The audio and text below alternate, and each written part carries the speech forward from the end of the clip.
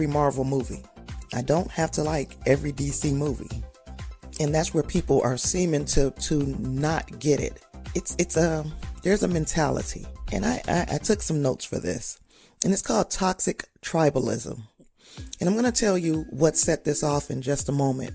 What amalgamation of events set this off for me. Toxic tribalism sets in motion a process of degeneration as opposed to evolution. People who have this mindset are dying as opposed to growing psychologically. They become angry, bitter, and resentful towards anything outside of their tribe. And you can apply that to a lot of things. That statement can be applied to people who feel that way about their race or their politics or their religions. And we're seeing a lot of that. We're seeing a lot of that. The whole toxic tribalism in the nation of the United States. It's an epidemic of different tribes. And I can go on forever about that, but I won't.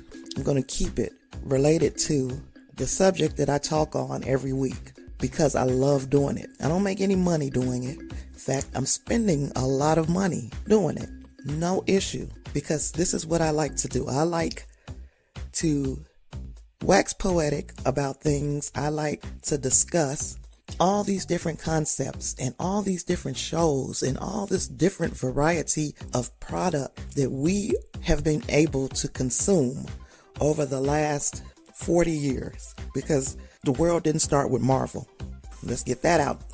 I'm not in the closet, by the way, so if there's an echo today, you're gonna have to forgive me. I'm not getting in the closet. I wanted to record this right where I was. Okay, so toxic tribalism. You can find examples of that in the fandom, any fandom actually, but it is ridiculous in the sci-fi comic book, the nerd groups. If I post something, for instance, my Aquaman review, I knew that the Aquaman review was going to be a sore subject, that people would feel some type of way. And you would tell me why you felt that way, and I can still stand behind what I said, because I know that I didn't just say it because I'm a hateful person who just hates DC Comics. I said it because I had a list of things, a list of grievances that I could not get past. And the thing is, you don't have to not like a movie because I don't like a movie. I'm not here trying to influence you to not go to the movies. I want you to go because I want the discussion. I don't want it to be a dictatorship where I'm standing above everybody because I've got a freaking microphone and I'm telling you this is what you have to like. And that's not me. I don't roll like that. And I have a strong personality. If it sounds like I roll like that, it's because alpha personality, that's just who I am. Anyway, I digress. The Aquaman review. I put an audiogram, slapped a picture under it, uploaded it to YouTube, because just in case anybody who didn't know, I have started a YouTube channel. Videos are coming out every couple of days. That's neither here nor there. I put this video up, and now I haven't gotten too many comments from anybody as far as the podcast, except for the Snap Survivors group on Facebook. Shout out. Okay, but this person, I got a comment on that video, and I was excited. So I hurry up and I checked the comment, and it said, "Sounds like a butthurt Marvel fan gay." Those were the exact words. Sounds like a butthurt Marvel fan gay. I don't know what those words. When I looked at the words, I thought to myself, this is supposed to be an insult. So my response to that person was, no, in fact, he didn't say sound. Let me restate it. This person said, smells like a butthurt Marvel fan gay.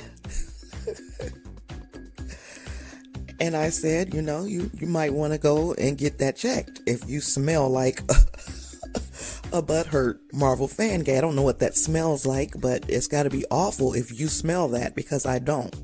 And then I went on to say, stay tuned for my upcoming review on Titans or something like that, just to let you know that I fucks with DC, you know. I fucks with all of them. Okay, so I said that because that's part of the toxic tribalism that I'm talking about. So because I say something negative about something that is subjective, you know, where this is my opinion and you have yours, but because my opinion does not equal yours, you're not going to talk about it in a civil manner. You're going to tell me that I'm a Marvel fan gay, which I don't even know what that means. So, okay, there is that. And then I spend an awful lot of time on Twitter here lately. I like Twitter almost better than Facebook now. I never thought I'd say that, but it's because of the level of support that you get on Twitter that you're not going to get in Facebook. Unfortunately, Facebook is heavily dependent on Facebook is heavily dependent on you and people you know. Whereas Twitter, people who I don't know will reach out because, okay, this is what she's doing. She does a podcast. I'm going to share her podcast. As a matter of fact, I'm going to feature, I've got a bigger podcast, and I'm going to tell the people who listen to my podcast, they need to check her podcast out. It's a community. So sometimes, unfortunately, the people you know are not going to back you when it comes to trying to do something that's outside of what they typically do. But that's neither here nor there. That's a whole different rant. One thing you can find on Twitter is a million examples of toxic tribalism. There's like I never was exposed to this level of a fandom until I jumped on Twitter. And I mean, as far as these sci-fi movies and all of that, I've seen it in sports.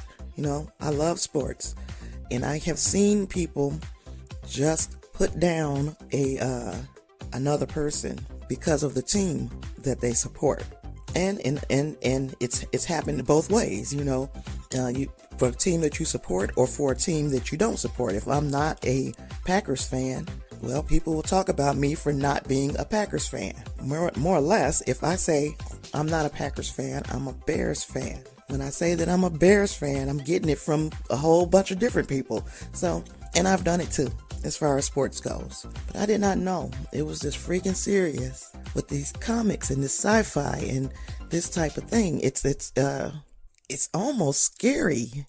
And okay, so toxic tribalism.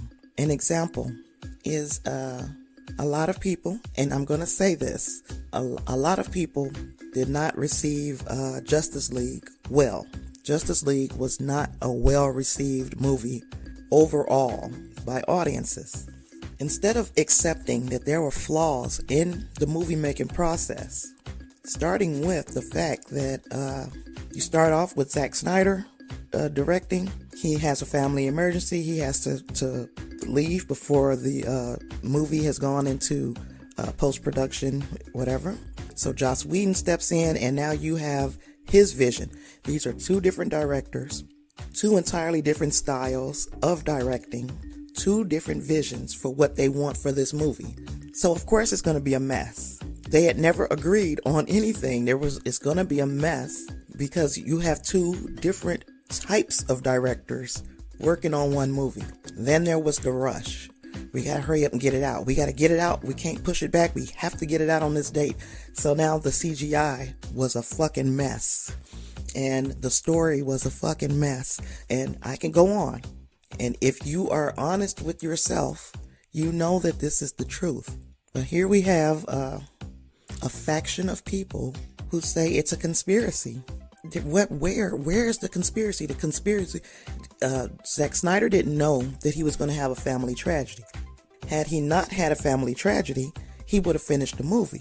Joss Whedon didn't know that he was going to be called in last minute to direct this movie.